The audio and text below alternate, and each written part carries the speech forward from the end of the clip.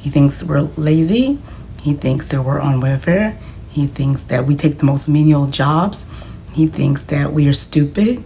And he thinks that we live in squalor. Things I shared on this video are not coming from filtered through a mainstream media. These are on the record statements through people who had to swear testimonies. This is actual. This is not fake news.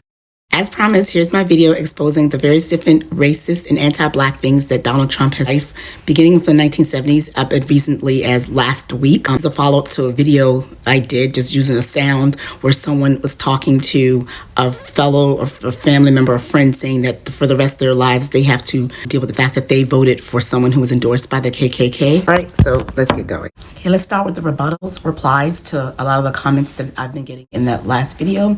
The most common one people have said is that, well, the Democrats started the KKK. So here's the thing, that's irrelevant. And then in legal terms, there's this word that's called moot that has no bearing whatsoever to do with the fact that in 2016, the version of the KKK that chose to endorse Donald Trump, who said this is the guy that speaks to our ideals, this is the guy that wants to preserve whiteness and wants to suppress and oppress Blackness and other non-whiteness, and who is going to advance the cause of the white man in 2016, that's our guy. So why did they choose that? Because he was saying and doing things and he embodied everything that the KKK represents. So it doesn't matter historically who started it. That's not an issue. United States was a slave-owning country, but today it's a different country, so it doesn't matter. Okay, I'll give them that, whatever they call themselves, sure. Does that take away the fact that he still said or did things that embodied the whole of the KKK, what they stand for historically as an entity that lynched and did a lot of anti-Black, anti-Jew, anti-people of color activities violently over the course, and who continue to represent the most vile, pro-white, anti-anyone who's not white rhetoric and language and activities? That's the important thing. Y'all try to take people off the focus and be like, well, it was started about who cares. So, and I'm not talking about political party, I'm talking about Donald Trump. So that's the first rebuttal. The second one, people say that he disavowed them. So next, that doesn't mean the fact they still thought that he was the type of person that is represent the interests of the white man. They said in their statement that he is going to move the ball forward. He's doing really great with the white nationalism. That's why we're endorsing him. So it doesn't matter they disavowed it. The main point is they chose him. He can disavow all they want. They chose him because he's a white nationalist ideals. The third, a lot of people bring up Joe Biden, stuff Joe Biden said. Well, you can compare Joe Biden. A few things about that. One, Joe Biden is not running. This is a choice between Kamala Harris and Donald Trump. So y'all are just like Trump, who's really mad that Joe Biden is not the candidate.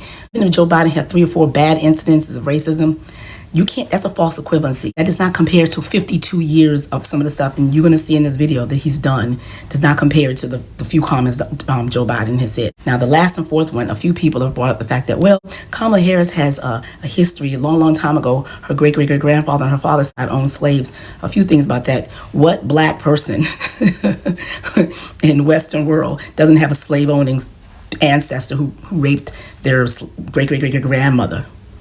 That's not equivalent. That's a false equivalency. Having a bad ancestor is different than having 52 plus years of saying racist stuff and actually saying racist stuff like yesterday, like last week. You have someone who is racist today, yesterday, last week for 52 years, and someone who has an ancestor from year back there. Those like false equivalency. They're not the same thing. No matter how much you try to bring that up, that's not the same thing.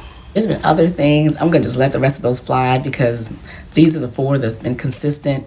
And again, none of them compare to Donald Trump. We're talking about today, Donald Trump's activities. First one is during a rally in August this year at Tulsa.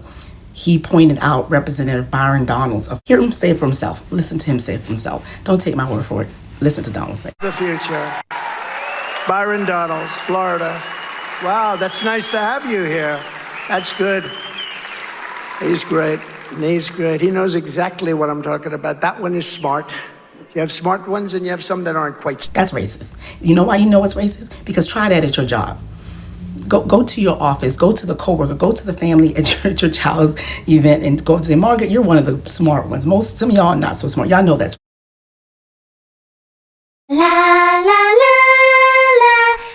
Now let's talk about how Donald Donald Trump refused to rent to blacks because he thinks black people are on welfare, because he doesn't value us. Now, here's the thing. 1973, October, the New York Times had a big front page newspaper. They said landlord was fined for anti-black bias. There you go, MAGA, anti-black bias. So who was the president of the organization? Trump. Donald Trump was the president.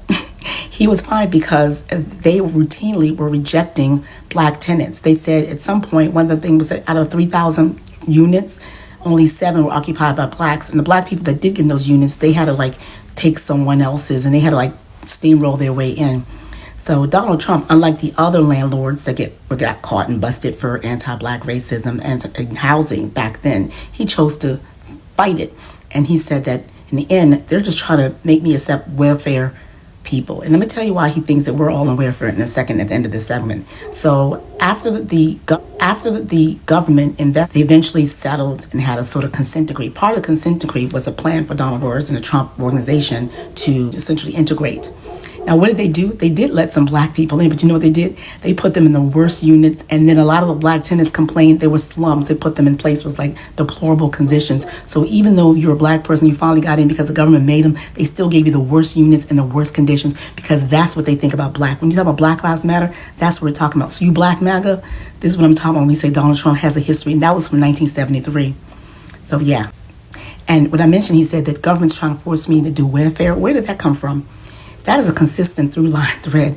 In 2017, while Donald Trump was president, he met with the Congressional Black Caucus.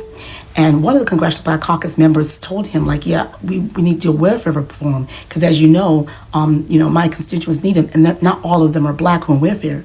Donald Trump said during that meeting, they're not. So he thinks, in his big age, and he thought the majority people, the only people on welfare were blacks.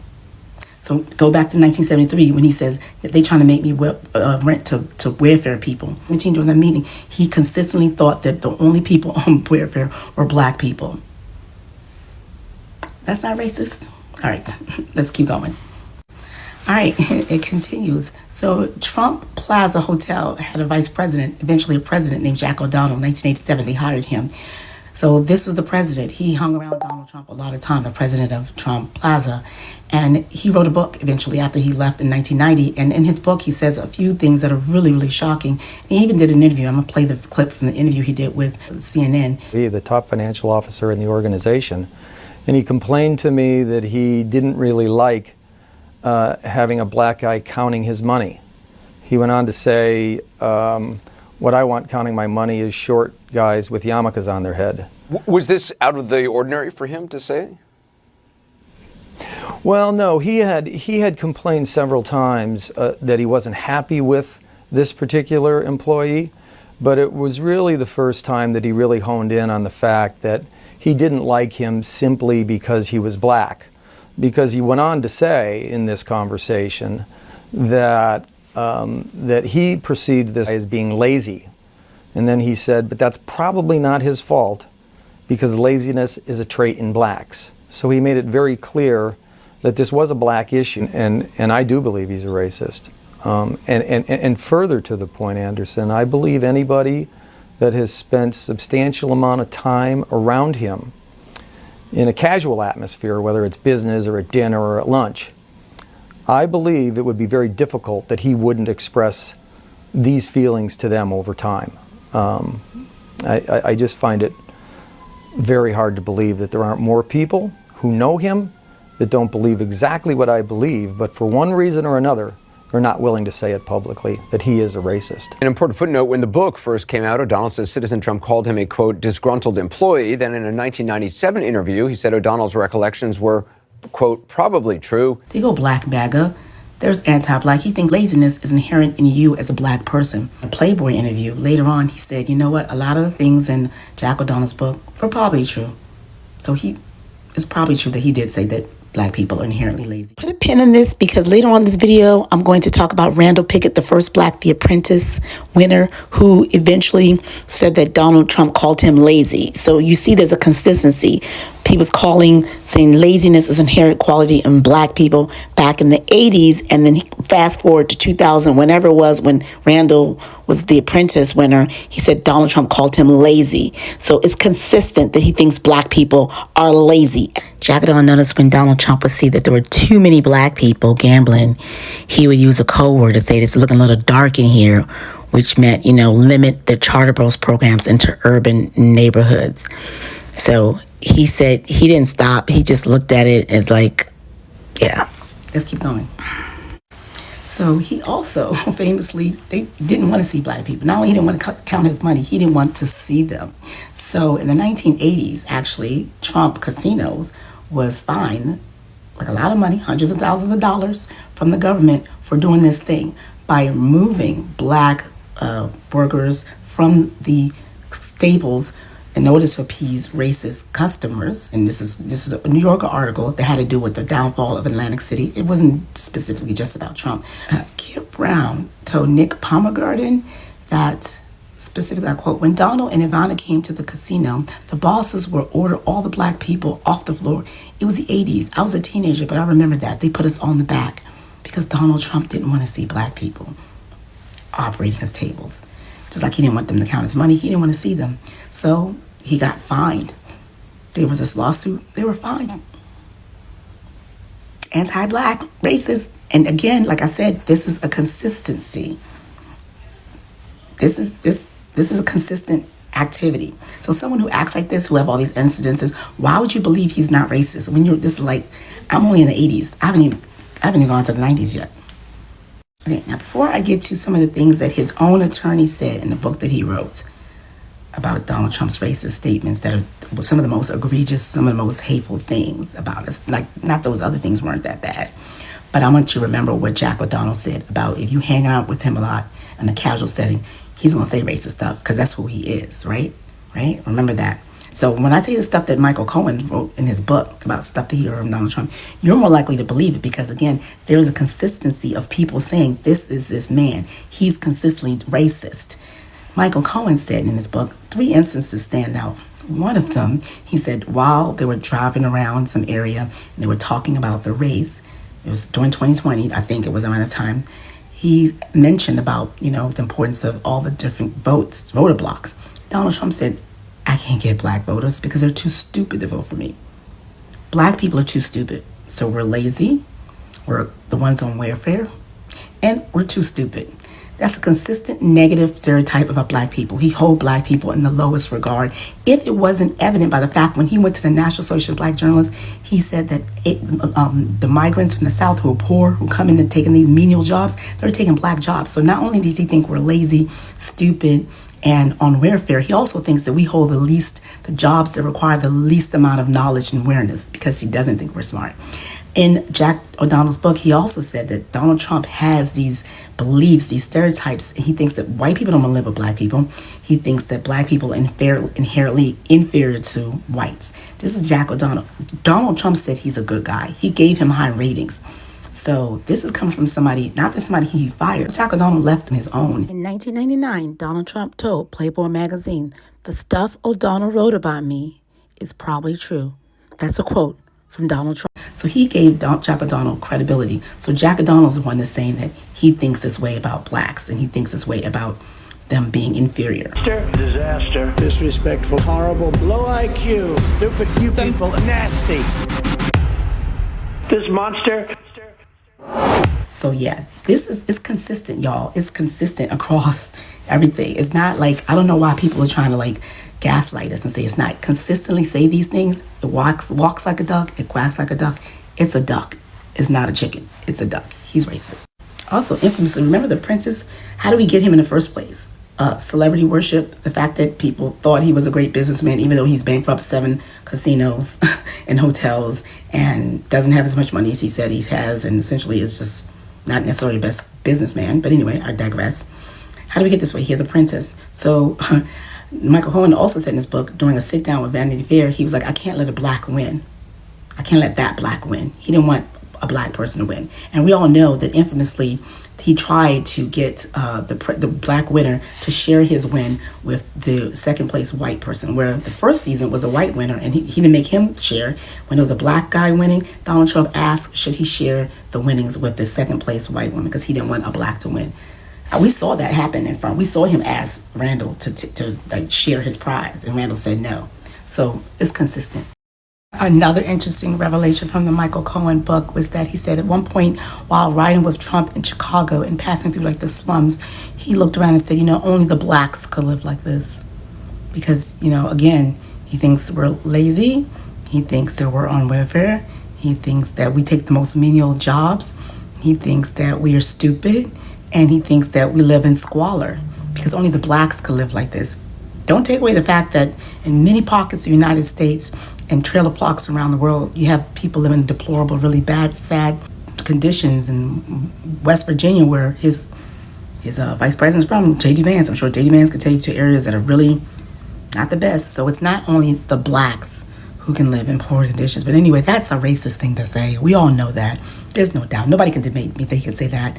Now, again, like I say, you can debate whether or not Michael Cohen, who was his ex-lawyer, was telling the truth or not. The fact of the matter remains, like I said before, the through line. He's been saying these things about black people, acting this way, hiding black people, not wanting to count his money, being racist, and just showing his disdain and dislike, calling the origins of black people vile, calling, the people, nations that have lots of black people assholes. But it's more than that. Let's get into a little bit of that, a little bit of xenophobia to wrap. So immigration and migration to the United States is a way of life. Everyone in the United States, other than Native Americans, came here through a port of entry, perhaps through the border, and whether or not through temporary basis as temporary protective status, like the migrants in Springfield, Ohio, or the asylum seekers from Cuba, or whether you snuck in through the border, or whether you came in as a visa from Ellis Island, or you overstayed a visa after coming to visit. Everyone comes here to the United States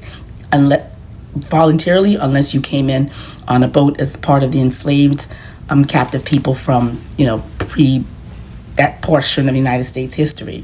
Everyone. However, Donald Trump has shown time and time again that he has an intolerance for non-white immigrants. During his administration, he infamously slowed down the H-1B visas because that was a way for you Indian and Asian American Indians and Nigerians who came in for techs, and he didn't want that because he noticed that there are a lot of people coming in who are not from white countries. Donald Trump, as I said, infamously asked, why are there so many immigrants from these vile African countries, from these S-hole countries? He didn't want them. He infamously, during a meeting, and there's lots of people witnesses, said, why can't we get more immigrations from nice countries? And by nice, he meant predominantly white, like Norway or Sweden. So that's a sign that Donald Trump does not value, especially you MAGA, who are Indian MAGA, Asian MAGA, immigrant MAGA from any places other than a European white country. He does not want you here. He does not like you people. He asked during his administration, why are y'all here? Like, why we have so much of you?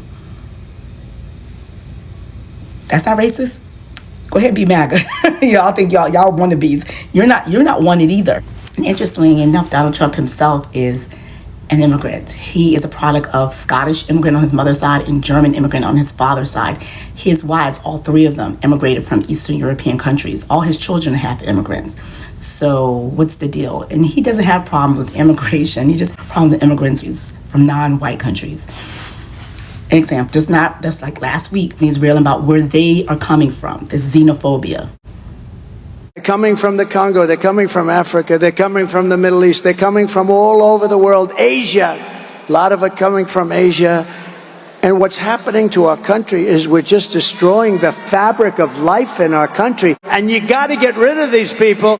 Notice he doesn't talk about Europe, but did you know that Donald Trump's own properties was the source for a lot of European, Russian birth tourism. Like a lot of times Republicans talk about chain migration. Chain migration is a process where you may have a baby in the United States, and because of our laws, once you're born on this soil, you're automatically a citizen. So then those children can eventually file for their parents, who can file for their siblings, who can file. And that's how a lot of people come to the United States. They have an anchor here, that's the term anchor baby, and they bring them in. It's like wealthy people from Russia, but he has no problem with that. Actually, he did say something against that, but for the most part, when you hear him railing against immigration or migration, he doesn't talk about that's for the immigration. Why? He can't say anything bad about the white people. And that's why, again, KKK endorsed him, because he promotes whiteness and white nationalism.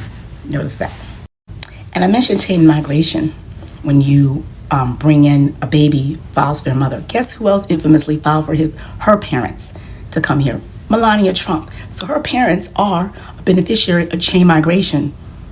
Melania, ladies and gentlemen. It's okay though when they do it. In fact, the 2016, the KKK endorsed him because he, like them, want to see most for the white race, because they are the better race according to him. According to his actions, according to his positions, doesn't that, it walks like a duck, it quacks like a duck, it's a duck. It's not a chicken. His history of anti-black, Jack O'Donnell saying that he's racist, the Senator Durbin saying, yeah, he said this, the stuff he said about the vile Africans, calling African nations vile. Senator Dick Durbin confirmed that he did say that. They also said in that article that they mentioned that Donald Trump, his staffers had to tell him he can't say that, he shouldn't. So there are a lot of people who knows about his anti-blackness. And again, it's a history of 51 years, lots of different statements. It does not compare to a few statements that Joe Biden might have said. This is a pattern, a history that's long, cannot ever be compared to Joe Biden. So don't ever come my thing like with Joe Biden, because that doesn't even compare. That's called false equivalency. It doesn't match. Don't come with that. So again, all right, so just to wrap this up, the history of Donald Trump in this 20 plus minute video shows that the pattern, those who know him most, those who associate with him, he said these things in meetings, he said this thing at the rallies, he says these things, to his close confidants, the people who used to work for him, who said, okay, yeah, we're gonna come out now. He doesn't have the cover he had before. Folks are seeing him like it is and coming forward and say, yeah, he said all these things. Some folks are giving him more cover, but consistently, his actions, too stupid to vote for me, saying that they are lazy. Laziness is a characteristic of blackness. To vote, I don't want a black person to count my money. There's only some smart ones.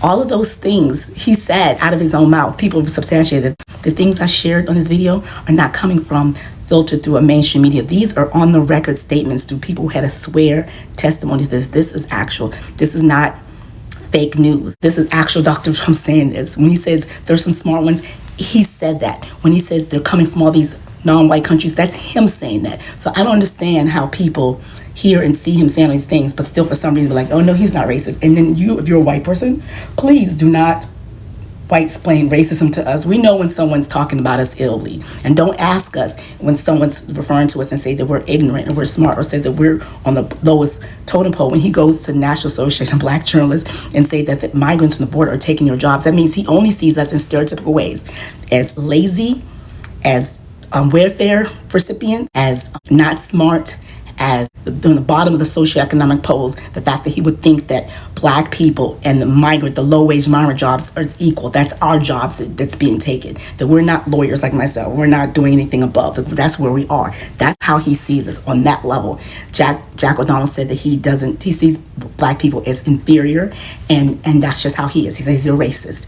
Donald Trump addresses black foes in terms of their intelligence. He calls them low IQ, dumb, stupid, not smart, ask a stupid question. And in terms of Barack Obama, questions how they got into Harvard. When he addresses foes that are not black and not women, he does not question their intelligence. Again, one of the reasons why the KKK endorsed Donald Trump is because he uses the language of white nationalists and white supremacists, which says that black people have low IQ And he does this consistently. I'm not the only one who said this. One of the fights he's picking, I think it's reminiscent of what we saw following Charlottesville. The president is using a common talking point from white supremacist communities that black people have less intelligence than white people. So he attacked Don Lemon's intelligence. He attacked LeBron James. You remember he calls Maxine Waters low IQ. He uses stupid and ignorant very often when attacking his black critics, and opposed to actually entertaining their argument in a way that I think it's what made people think that he was giving life to and encouraging white supremacist communities after Charlottesville. And so that felt very familiar to a lot of people. And I think we saw that reaction on social media. Yes, he's a racist. And everyone who knows him, who hangs around with him casually, knows he's a racist. They can deny it if they want. The stuff I said today, all the receipts. So someone might try to nitpick, but you know, over the course of 51 years, if anyone has done all these various different things, you would say, yeah, he's Archie Bunker racist. You know, it's not brain science. So if you don't believe it after seeing all this stuff and you want to nitpick all this stuff, that's when that's when you are consciously, willingly choosing to ignore. So I hope this is helpful for you. What I want you to do is keep this video, save it, take notes, share it, take note of it. So when you're talking to people up until November 5th, take note when you have to go to Thanksgiving dinner and Kamala wins, please God, and you have to explain stuff away and say, you know what, you voted for somebody who did all these things. And so it's okay. It's over now. You don't have to worry about him anymore because that's the last time he's going to run. Yeah. Share this. Save this video. I hope this is helpful for you. I did my job. I figure like a lot of the stuff I said is on the record. It's not new. It's existed there before. A lot of it existed for 2016. There were reports on these things, but people chose to look the other way. So I'm hoping that folks don't do that this time. And you saw the stuff, the record. Black MAGA. If you're a black person, you still voted for him, you just don't like yourself. That's all I gotta say. Because it's like someone said they hate you, you're like, okay, I'm gonna vote for you for president. And in this video, I want to share one more anecdote. While I was editing this video, I got a DM from someone who tells me that don't do it, you know, and I'm like, what are you talking about? He sends me this link to a YouTube video or some video where a black woman is saying how Donald Trump, based on her personal experiences and what she's seen and witnessed with him helping out black people, and he's been supportive of her, that means he's not racist. And I'm like, what does that have to do with anything?